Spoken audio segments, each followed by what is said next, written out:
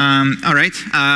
So a couple of quick things before we start the presentation. I think we have a fairly short time window, so I'm going to ask you to try to hold up the questions until the end. And if we won't have time for questions, then I'll be around both later on today and tomorrow, so come find me if you have any questions around any of the slides or anything that comes up.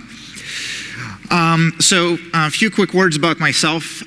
So I've been working on PHP for quite some time, worked on a variety of extensions, a little bit on Zend Engine, a variety of other pieces.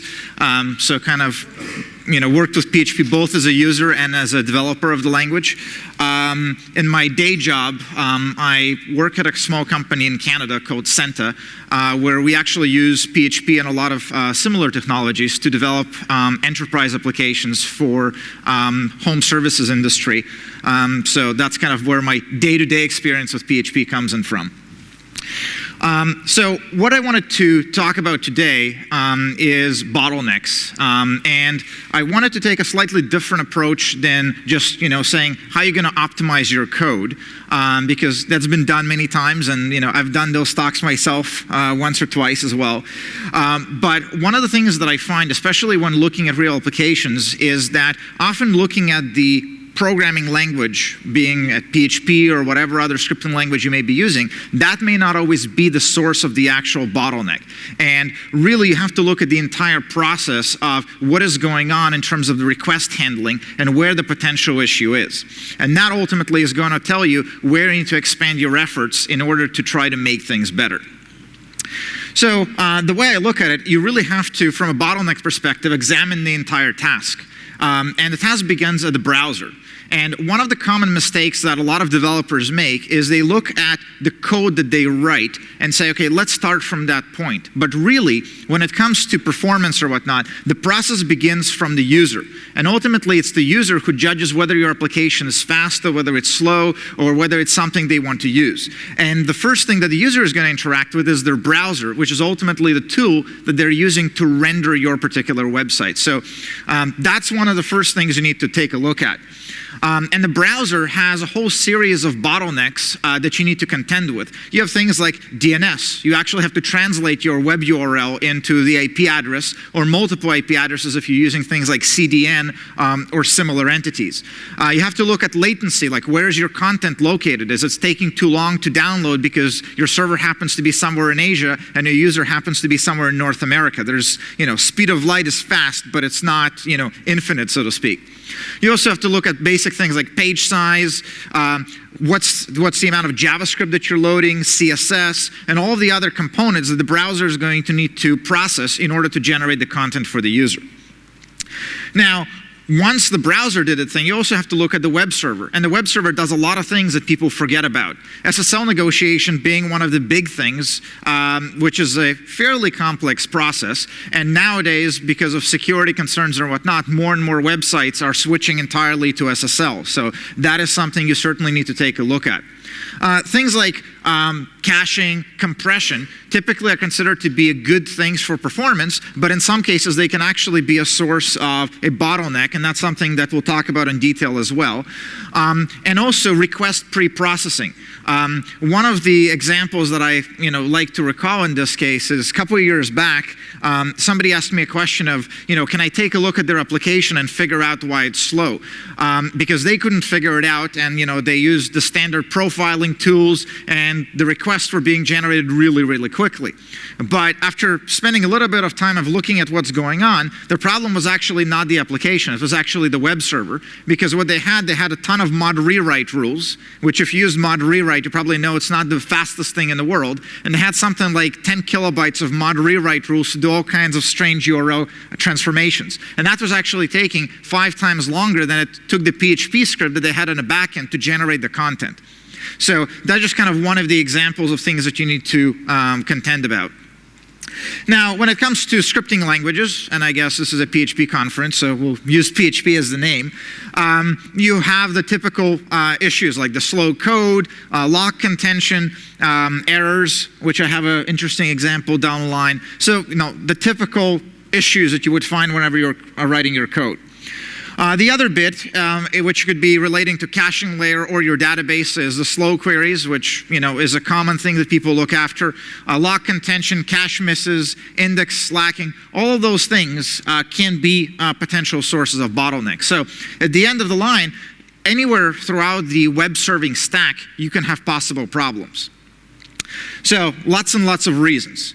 Now, one of the, as I mentioned, common mistakes is that people do is they use a common tool called Apache Bench. How many people here use the Apache Bench?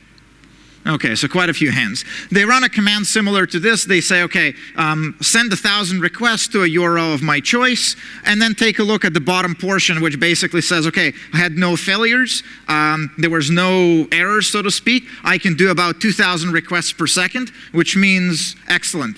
My application is running really, really quickly.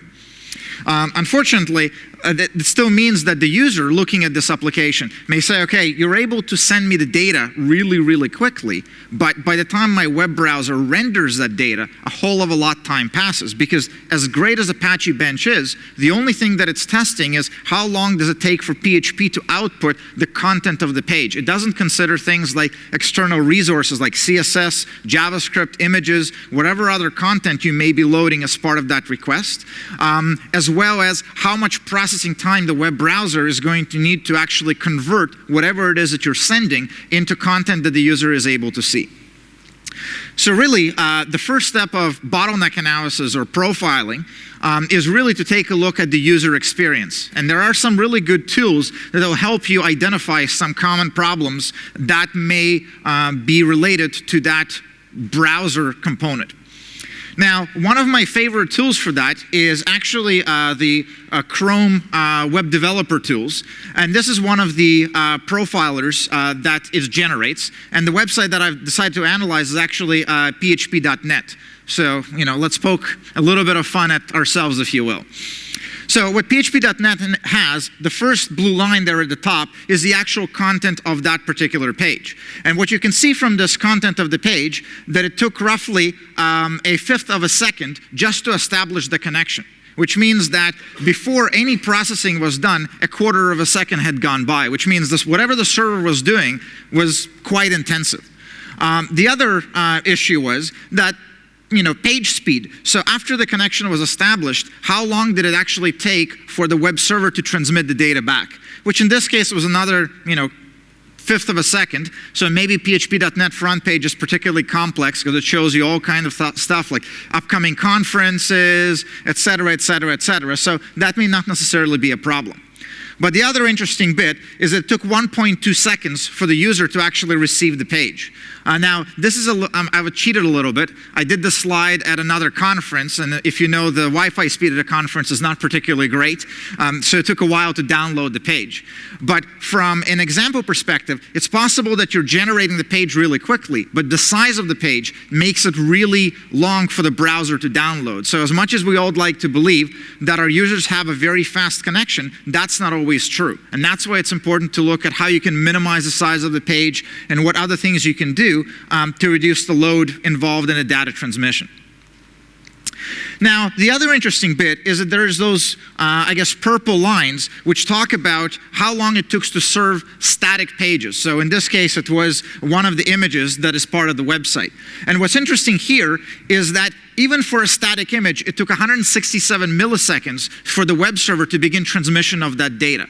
So what it means is that when it was sending a dynamic page, which took about 200 milliseconds, really only about 20 milliseconds was probably PHP or whatever was used to send the request. The other 160 milliseconds was something that the web server was doing. So that's probably a good sign that you're having a bottleneck on the web server side. Maybe you have too many rewrite rules. Maybe you're having a lot of filtering happening. Maybe you have mod security installed and it's spending a lot of time filtering whatever input is coming through. And that is a potential issue you want to take a look at, because just from a benchmark of the application, you may not be able to spot that. But when you're doing it as a user, this is a clear issue that you ideally would want to address.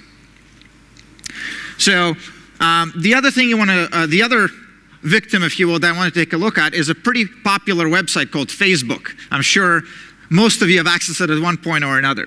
So Facebook has a rather interesting situation. So to serve the actual PHP content page, they do it in about 400 milliseconds, which is not particularly great, but not particularly bad.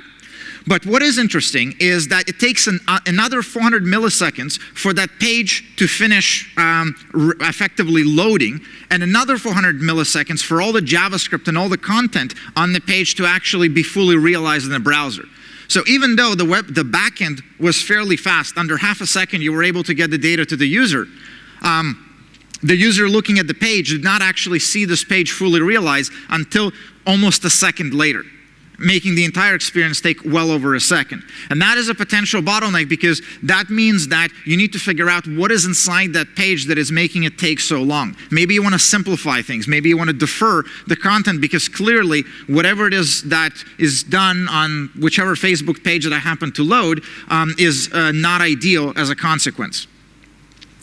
The other interesting problem, if you will, here is actually the DNS lookups. And this is important for all of you who are using CDNs or using a variety of tricks to try to make JavaScript load asynchronously when you put JavaScript across multiple servers so that it doesn't load one script at a time. And one of the things that people forget frequently is that when you make a request to a different domain, the browser actually needs to resolve that particular domain before it can retrieve any data. And depending on the speed of your DNS servers, that actually can be a fairly long process. So in this case, you can see that one DNS lookup took 20 milliseconds, which is pretty quick. Another one took 100 milliseconds, and you have to add up all of those overheads to the entire page request speed. So once you added up all those things, you find that a huge part of the page is actually spent doing DNS lookups. So this is very important if you're using multiple CDNs. For example, a lot of people who use jQuery, they would load jQuery from the Google CDN, and if they're using something like data tables, they would load it from jQuery CDN or Microsoft CDN, because they want to have those things load in parallel. But what they forget is that they're trading off one optimization for the DNS overhead. So that is something you want to carefully measure and make sure that DNS does not become a bottleneck in your application. The other bit is JavaScript. So JavaScript is something that browsers do not render in parallel. They download it and process it synchronously. So if you have a lot of JavaScript files, you can end up with a situation like I have here, where over 3 seconds is spent literally waiting for the previous script to load, loading the next one, and so on. And even though individual scripts are being loaded very, very quickly, because of the large number of them, because you have a lot of small scripts on a single page, you actually have a continuous delay. And because those scripts usually are loaded inside the head element, that means that the user is actually not seeing any content before all the JavaScript is loaded. So that's why it's important in most cases to take all of your JavaScript files, create a single large file, compress it using a variety of JavaScript compression tools like Google's Closure or YUI compressor, and then load a single file, because then you effectively avoid this limitation of loading only one JavaScript at the time, and you don't have to cheat by loading it from different domains or different servers and suffer the DNS bottleneck that we talked about before. The other interesting situation actually has to do with SSL. And for this, I decided to pick on PayPal, another common website that you'll find. So whenever I go to paypal.com, I personally can't be bothered to type www. In fact, just about any website I go to, I don't bother typing www. Now, what PayPal does is when you type in paypal.com, what they actually do is they redirect you to www.paypal.com. Now, seems like a logical step. The only issue with that seemingly logical step is that both PayPal.com and www.paypal.com have different SSL certificates, and which means that every single time a connection is open, the browser has to establish a separate SSL connection. So the cost of that seemingly innocuous redirect is actually almost half a second spent purely doing the two SSL negotiations involved in the process. The first one took almost 400 milliseconds, and the next one took another 110 or so. So lots of time spent doing SSL negotiation. So a better solution would either be to use a catch-all SSL certificate, which says anything .paypal.com would have the same SSL, so you don't need to renegotiate, or simply not redirect the user, sparing them a lot of time on the initial request. And the initial request is usually the one that's most important, because if it appears to the user the website is taking too long to load, their most common response nowadays is to open up the next website, and you've lost the visitor. And if you're having something like an e-commerce platform or a website where there's a lot of alternatives, chances are you could be losing a lot of users simply because of a simple SSL to SSL redirect, that you're doing it just because you want to normalize the domain that the user is on. So certainly something important to take a look at. Another important bottleneck that a lot of people forget are actually cookies. So I live in North America, Canada to be specific, and most of the internet connections in Canada, the upstream and a downstream are not the same. So you can download things really quickly, but when it comes to uploading, it's not quite dial-up speed, but it's only about 800 kilobits or 1 megabit, which is not a whole lot. And some websites like to accumulate cookies, and those cookies contain a lot of data. So what happens is that on every single request, the web browser needs to transmit a couple of kilobytes of data. Now, what's a couple of kilobytes? It's not a whole lot. But those couple of kilobytes on a slow upstream connection can actually translate to seconds or significant fractions of seconds. In this case, again, using a conference Wi-Fi, transmission of about 8 cookies from a website that I'm keeping anonymous to protect the guilty, took about 1.1 seconds, which is a pretty significant time, because that's roughly half the time that it takes to render the entire page. And as you can imagine, while the web browser is sending the request, there's not a whole lot that is happening for the user. They're just seeing a blank page or a page in the process of being loaded.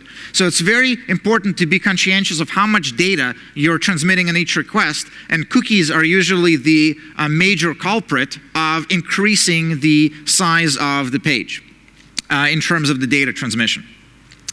Now, if you don't like to use Chrome, there is a very similar tool found in Firefox, the extension Firebug, which gives you pretty much the exact same information. The only thing that Firebug does not do is does not actually tell you how much time was spent doing SSL. Negotiation, which is one of the reasons I prefer to use Chrome. And at least up until recently, I found that Firebug, I can make it crash all too frequently. So I haven't been able to do that in Chrome as much. So that's why I prefer that particular solution. But in the end, the content that they show and even the way they represent it is largely the same. That's, there's no particular reason to use one tool or the other.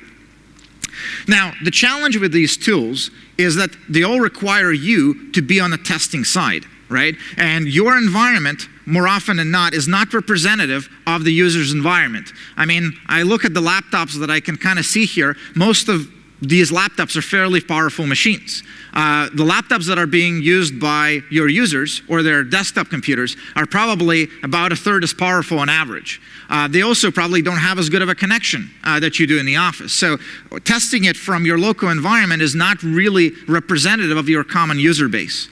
So how do you get the same information that you're getting from, let's say, Firebug extension or the Chrome developer tools without going to your users and say, hey, can you launch this extension, run some profiles, and send me the data? It'd be nice, but it doesn't really happen in practice. So there's actually an interesting tool that was written by a guy named called Philip Tellis while he was working at Yahoo. And now you can find this tool on GitHub called Boomerang. And what Boomerang is, it's basically a JavaScript application that sits on the web browser and is going to track all of the same parameters or a lot of the similar parameters that a tool like Firebug or Chrome will actually be able to tell you. So you can actually get the data from your real users and determine what has their experience been like on your website without actually having to ask them to install extensions and track data and send that information to you. And because it's fairly lightweight and it doesn't really impact the loading of your website, the really nice thing about it is you can actually use this in production. This is not something that you would deploy in a test environment. Rather, this is something you would turn on a permanent or semi-permanent basis in your live environment. Now, using Boomerang is very simple. All you do is you load a single JavaScript file called boomerang.js, and then you initialize a beacon, which is basically a clear pixel, which you'll create somewhere on your website, and that clear pixel would be a URL to which it's going to transmit the data. And it's not a PHP script, it's actually a static file, because the idea is that you're going to extract the data from the log entries of your web server, be it Nginx, Apache, whatever it is that you're using. Again, as to reduce the amount of overhead both on your server and the amount of time that it's going to take to load the content. Because, to load a single, 40-byte pixel, 1 pixel file is not really going to be very onerous on any type of connection. In a very basic implementation, you're going to get effectively 3 pieces of information. One of which is the version of the Boomerang library that you're using. The other version is the perceived time that it took for the user to load the page. So effectively, your backend server may say that a page took, a third of a second to load, or, hundredths of a second to generate, but this is the number of milliseconds that the user actually took to fully receive and to render the page. So as far as your customers, users, whatever term you want to use, perceive this to be, this page took about a third of a second for them to generate. And last but not least is the URL, which was actually requested, which took this particular amount of time. Now, this basic operation is fairly limited, because you don't really know where did the bottleneck occur, as much as you could see it in the manual tests that were done using the browser extension. But fortunately, most modern browsers have actually implemented something called W3C Navigation Timing API. And what it is, it's an internal browser API that actually gives you access to the internal data in terms of what it took for the browser to load the content, and giving you the same fine-grained pieces of information as you were able to access via the extensions that I showed manually. And this is available in Chrome 6.0 and above, Firefox 7 and above, and even Internet Explorer as a version 9.0 supports this information. Now, this is not a standard plugin for Boomerang, so if you want to integrate it, you have to do a couple of extra steps. You need to clone the Boomerang repository, get into the directory, and recompile the boomerang.js by turning on the nav timings plugin, which will give you access to those extra controls. Now, what these controls allow you to do is basically measure the entire life cycle of the request execution. So you can start from the beginning of the user experience, which is literally the very point in time where the browser stopped processing the previous page and cleaning up after it, so to speak, and began loading your particular page. Then you can see when the processing began. This is the time where a request has been transmitted, and now the browser is waiting for a response from the web server to begin the rendering process. The next important point is when the page actually finished loading. So all of the content has been received.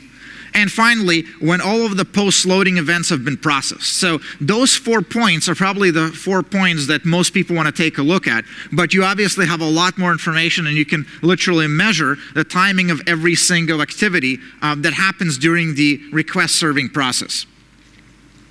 And this is the raw data that you can see. I appreciate probably folks who are sitting way in the back can't see the specific parameters, but I'll post the slides online. And it gives you in microseconds, or actually, sorry, milliseconds, the information around when each operation started and when each operation finished, as well as any number of redirects that the browser needed to process in order to get to the page. So if you're doing a lot of redirects because of rewrite rules or whatever you want to do, this will actually be able to give you that information as well. Now, if Boomerang is something that's a little bit too complicated and you don't want to load another bit of JavaScript into your application, you can actually simulate the basic user experience timing via this basically a 2-line PHP JavaScript script.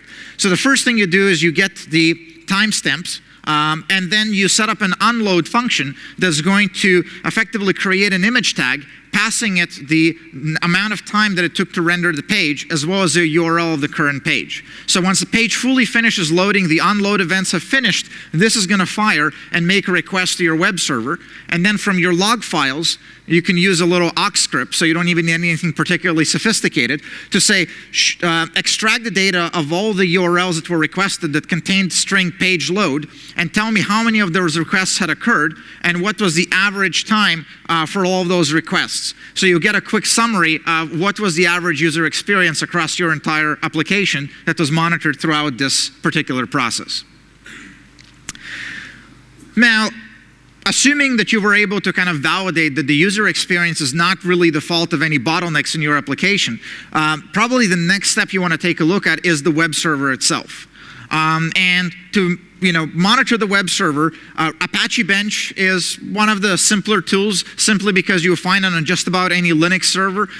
Even on Windows, you can install it fairly easily, and allows you to do basic operations. Say how many requests, what is a concurrency. You can even send cookies if you need to simulate a authentication process. And if you want to speed up the process and not have the network be the bottleneck during your operation, you can switch from GET requests to head requests.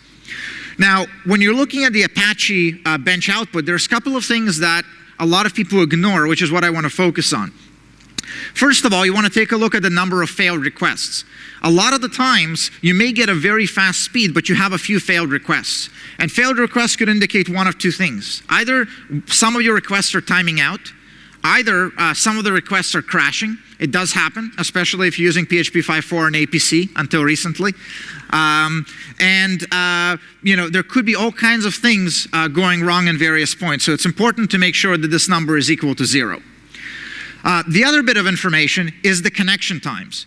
And the connection times gives you things, how long it took to establish connection, what was the processing time, what was the waiting time, and so on. So you have the basic average, which represented by mean, but median is probably one of the more important numbers you want to take a look at. Because if the median is a very large number, that means that given sufficient time, you probably will encounter a bottleneck because your requests are not within a very small range of one another. There's actually, in this case, 173 millisecond difference between the fastest and the slowest request, which is a huge amount of time if you're talking about requests that take, on average, no more than 327 milliseconds to process from start to finish. So clearly, there is something that's going wrong. The other bit you want to take a look at is the percentage of requests served within a certain amount of time. So if your goal is to say that I want 90% of my requests served in under a quarter of a second, then in this case, you actually are hitting that particular benchmark. But once you go past that, you can see that there is a substantial slowdown, almost a 50% slowdown by the time you get to the 100 percentile. And that's an important thing to watch for, because if you're seeing these patterns, chances are you may want to increase the length of the test, either by increasing the number of requests or the concurrency of the requests, because it's possible that you're not sending enough data to actually trigger a bottleneck. You're just reaching just close enough to have the first sign of it, but not actually have it significantly impact your application. So that's one of the important things to watch for. So how do you actually go about identifying bottlenecks inside the web server? So one of the very first tests you want to do is take a static file. Doesn't matter what it is. Could be JavaScript, HTML, CSS. Heck, it could even be an image. And you want to see, is the data that's being received the same size of the data that the data is on disk? Because if the file is plain text, which would be true for JavaScript or any of those things, chances are you're missing compression. And if you're missing compression, you're probably not making the most out of your network bandwidth, and you're also not making it easier for users who don't necessarily have the fastest internet connection. And with a lot of people using common JavaScript libraries, which even in compact form can range anywhere between 30 and 40 kilobytes, being able to compress them could actually reduce a significant portion of the data involved in the web serving process. The other interesting test you want to do is actually a test of your server. Are you able to max out the network traffic with static requests? And any modern web server that you're using, be it Apache, Nginx, or whatnot, should be able to do it. Like, to give you a basic measurement stick, if you will, if you take a 3-year-old Mac Mini, not a particularly fast computer, which has a gigabit port, it's able, using Apache, to saturate that gigabit port, which means that your limit is a network, which is actually a good thing, because that means that the web processing logic is not extremely heavy. But if your web server is not able to saturate the network link, chances are you probably have some overhead on the web server side, especially when serving static data, which is why it's a good benchmark to run, because you don't have the potential issues or uncertainties that can come out from serving dynamic data like PHP. The other thing you want to take a look at is there a fluctuation in connection times?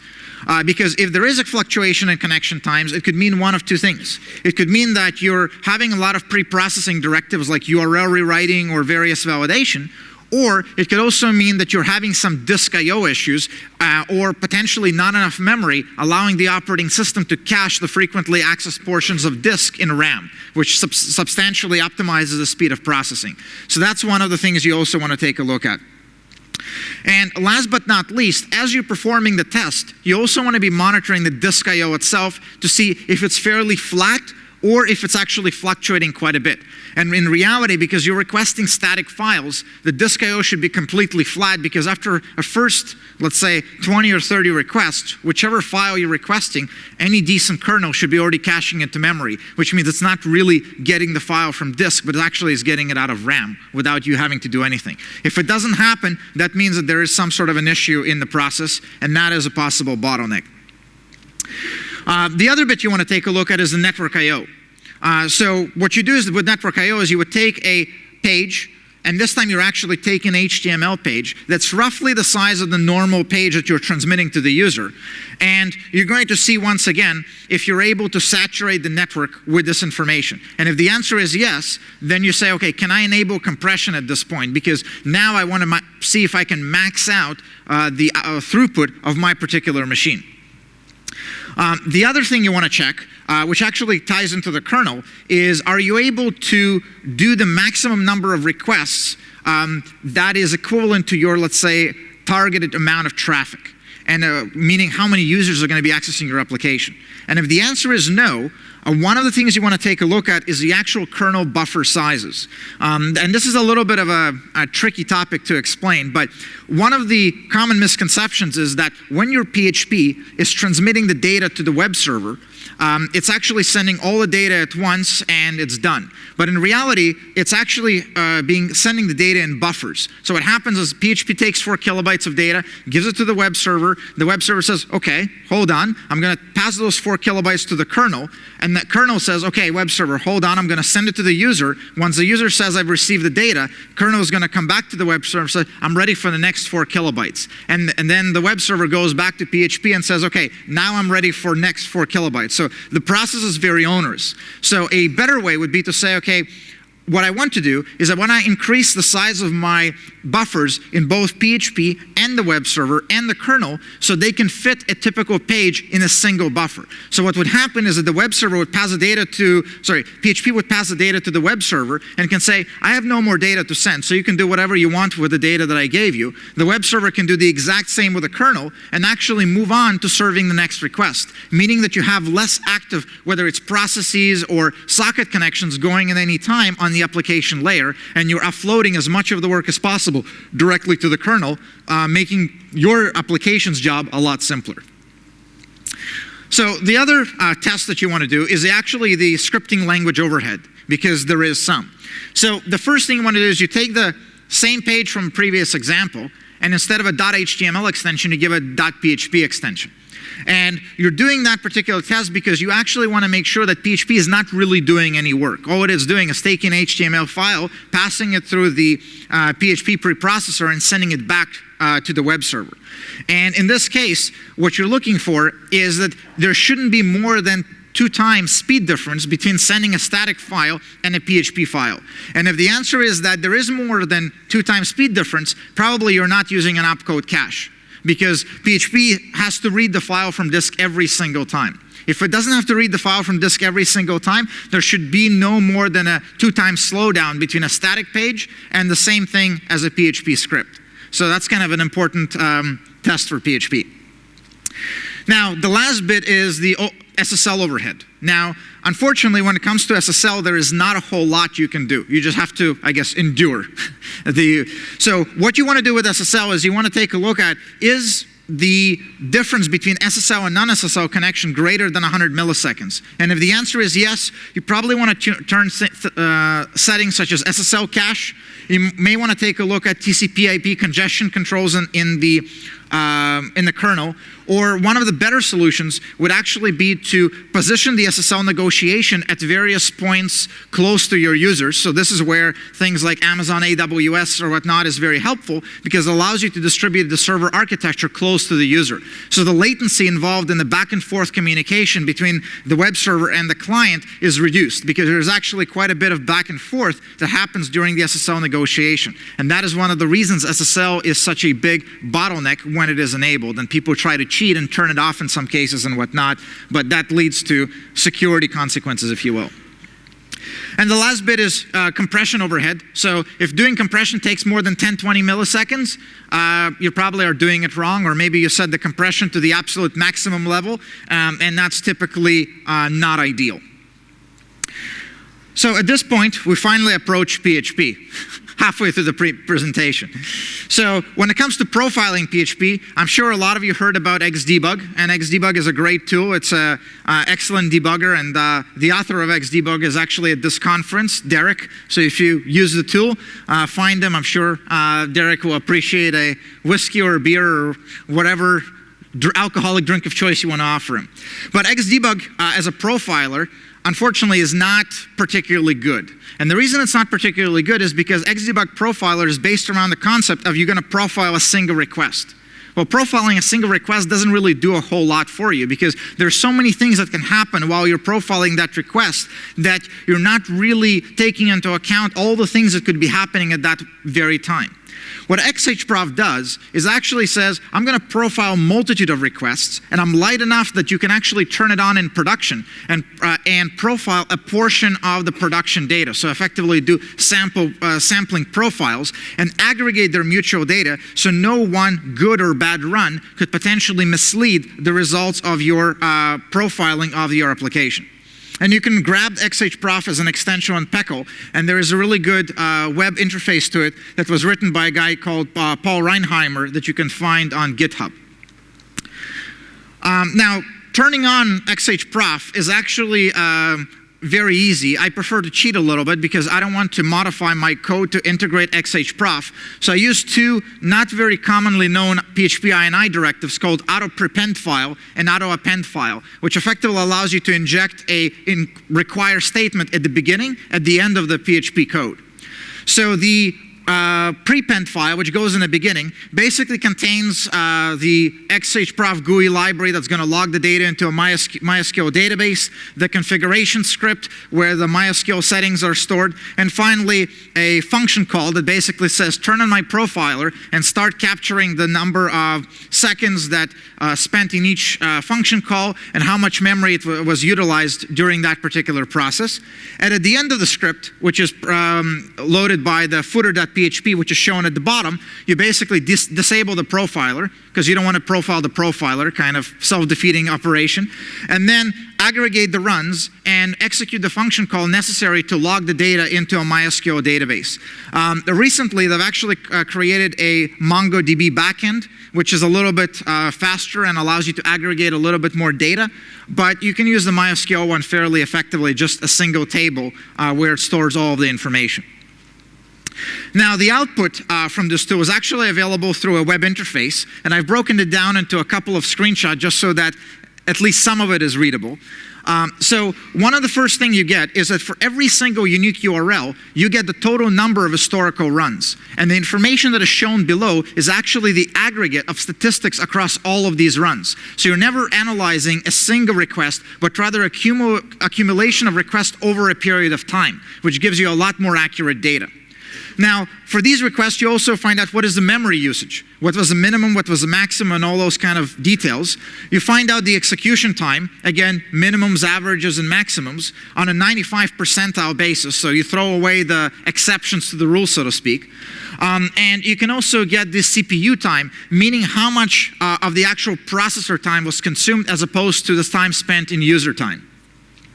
Now, if you don't want to look at the raw numbers, which I admit can be a little boring, it'll also draw you pretty charts. So right here, and I've profiled the profile interface, you can clearly see that MySQL, the big blue section here, is the bottleneck, taking 2.5 seconds to actually process. So right away, you know what is the first thing you want to optimize, probably the query that's running this thing.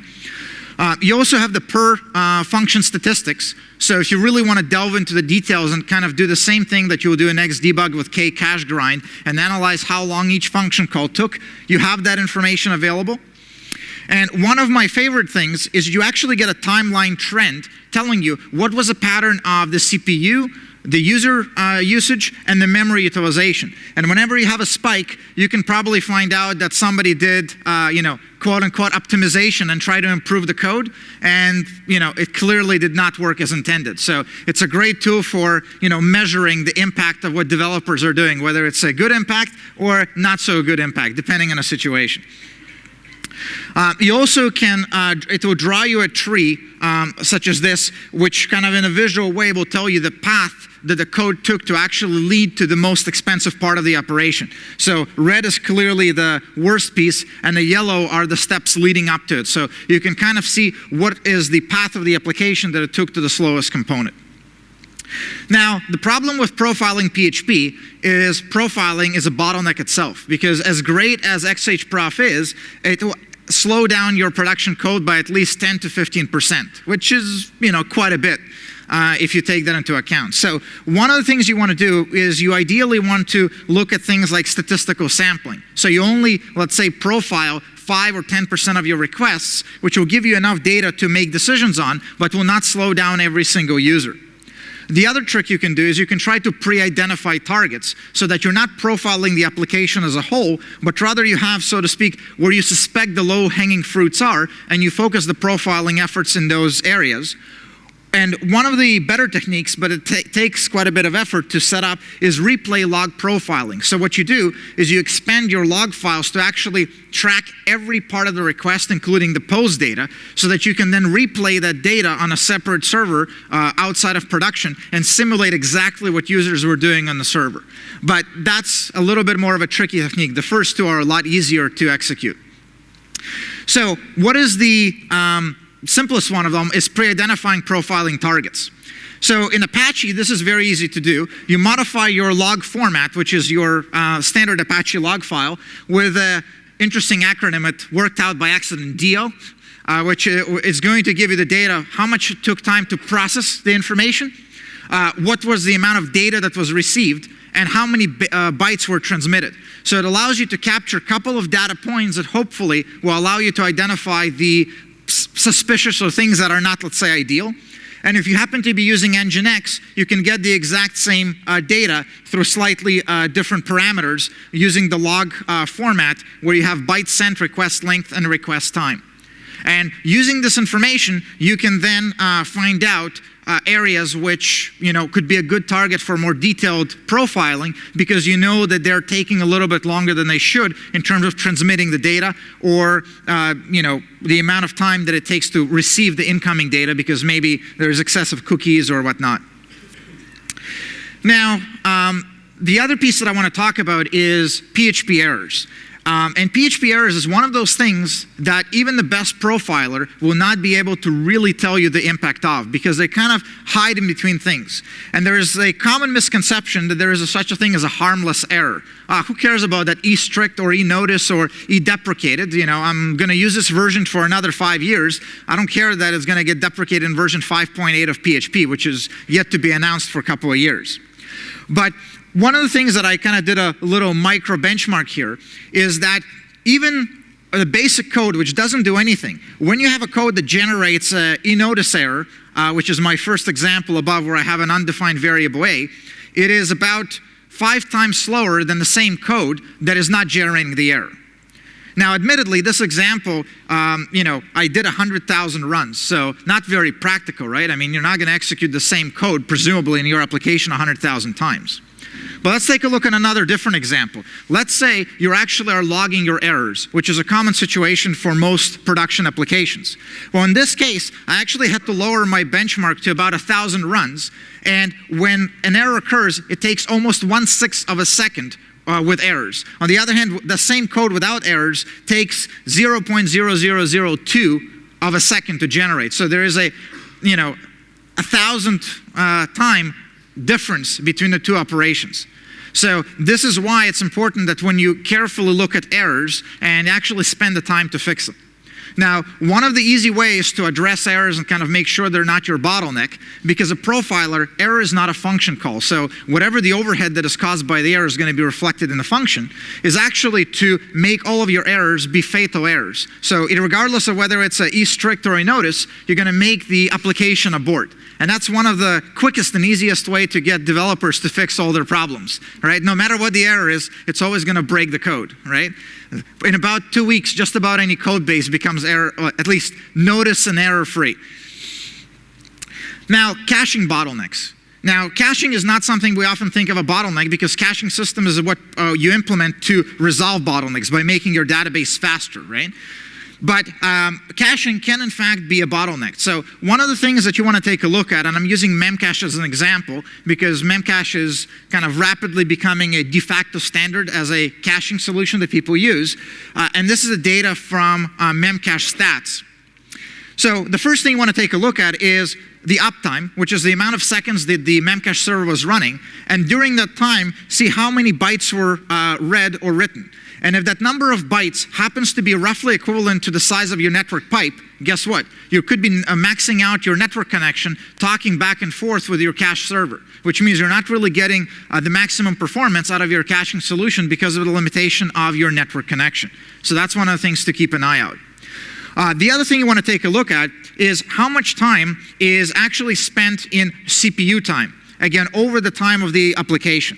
So divide the R usage system by the total uptime. And if it happens to be more than 0.01, you must be doing something wrong, because that really shouldn't happen. You're making Memcache do some operations that really should not be responsible for.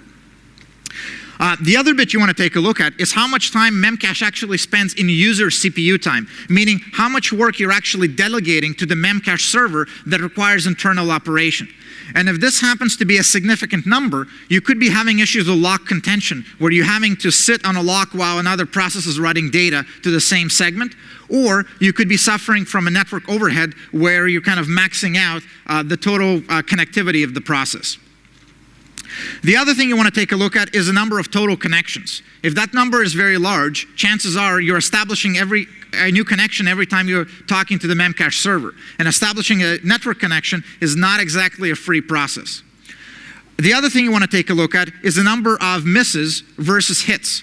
Because if you're having a very significant number of misses in your application, which is more than, let's say, 10% of the time, that means that you're really not benefiting a whole lot out of the cache, because most of the time you're not getting the data that you're looking for, or way too frequently. So this is something that you want to take a look at. And the last bit, you want to take a look at evictions versus the number of times you're writing data to the cache. Because if you have a very large number of evictions, usually that means that you don't have enough memory allocated to your Memcache, and it's actually spending a lot of time throwing old data out of the Memcache instance. And that is a fairly expensive process, because when eviction occur, internal hash tables which are used by Memcache to store the data are actually being reshuffled, and it's a fairly expensive operation. Which is one of the reasons you also want to avoid calling delete on Memcache keys, but rather letting the Memcache server expire them automatically as some offload process that's not going to affect your application. So a database is kind of the last bit, because I know I'm running out of time here. So databases probably requires a whole tutorial to really cover properly. So I'm just going to focus on a very quick thing. So the first thing you want to do is you want to make sure that you're logging the slow queries. And that option is available in just about any database that you use. So you want to log, and you want to set a parameter to how long, what is a long query. And for whatever reason, MySQL has a default of 10 seconds for a slow query, which I don't know, but for me seems a little high, right? So I recommend setting that value to a second. And the other bit that may be worthwhile to explore is determine where indexes are not being used. Because if indexes are not being used, chances are you're not going to have a very fast query. Now, when it comes to tuning the database, this is from MySQL, and I had to truncate. You have about 300 data points. Postgre recently celebrated that they were able to reduce the number of configuration settings to 200. Very impressive, but it's still 200 settings. So at this point, you really have no choice but to grab a book, read some blogs, and when it comes to database optimization, luck is very important, right?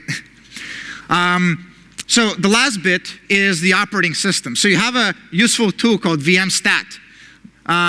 Not very readable, right? It gives you useful information around what your system is doing, memory, disk I/O, all that kind of stuff, but it's pretty hard to figure out what it's actually going on.